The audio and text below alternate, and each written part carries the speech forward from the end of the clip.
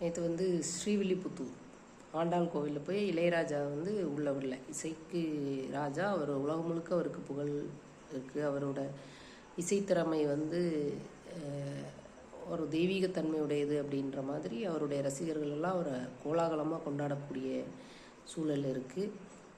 உலகம் முழுக்கவுமே அவர் நிறைய அவார்டு வாங்கியிருக்காரு. அவர் அந்த துறையில் மிகப்பெரிய வல்லுநராக இருக்கார். ஆனால் ஒரு கோவிலில் அத்த மண்டபத்திலேருந்து அந்த உள்ள கருவறையில் போய் எட்டி பார்க்க முடியாது. ஒரு சின்ன தூண் கல் தான், படிக்கல் தான், அதை தாண்டி உள்ளே போய் பார்க்க முடியாது.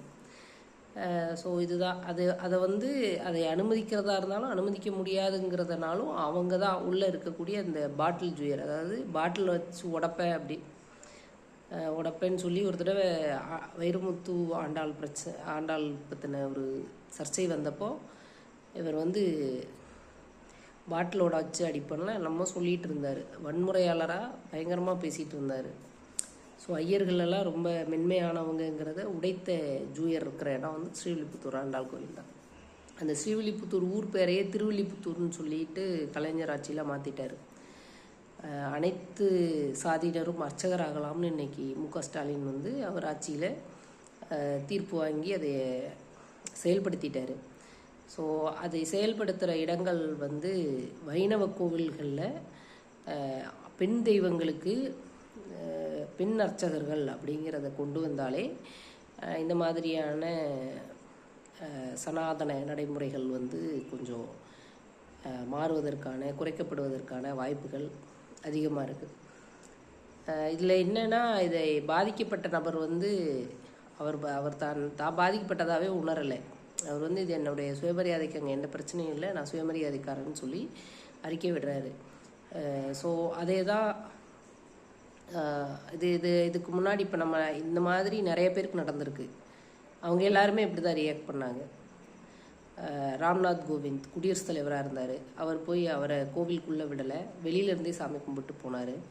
அடுத்து இப்போ குடியரசுத் தலைவர் இருக்கக்கூடிய திரௌபதி முர்மு அவங்களுமே அப்படி தான், அவங்களுக்கும் இந்த மாதிரியான சம்பவம் நடந்தது. அடுத்து அப்துல் கலாம் நிறைய பேருக்கு ரொம்ப பிடிக்கும், மாணவர்களுக்கெல்லாம் நிறைய பேருக்கு ரொம்ப பிடிச்ச ஒரு, அதாவது நான் படிக்கும்போது, நான் காலேஜ் படிக்கும்போது இருந்த நிறைய பேருக்கு அப்துல் கலாம்னா ரொம்ப பிடிக்கும். ஸோ ஆனால் அவர் வந்து குடியரசுத் தலைவராக இருக்கும்போது சங்கராச்சாரியாருங்கிற அந்த கொலகாரர், அவர் மேலே கொலை கேஸ் இருக்குது இல்லையா, சங்கராச்சாரியார் காலில் போய் விழுறாரு.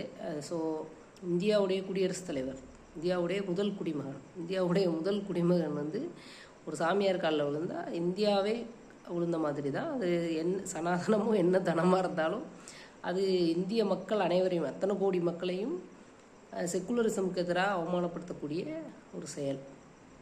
ஆனால் அதை வந்து அவங்க யாருமே இவங்க யாருமே இதை வந்து